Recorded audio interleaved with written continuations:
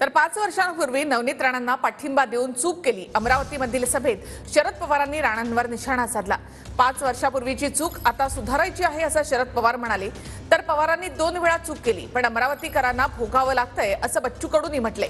मोठ्या लोकांनी एवढी मोठी चूक करू नये असं बच्चू कडूंनी म्हटले।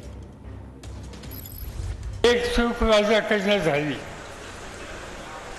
5 वर्षाच्या पूर्वीची जी निवडणूक होती, त्या निवडणुकीमध्ये लोकसभेच्या उमेदवाराला मतदान करा म्हणून मी काही जाहीर सभा घेतल्या।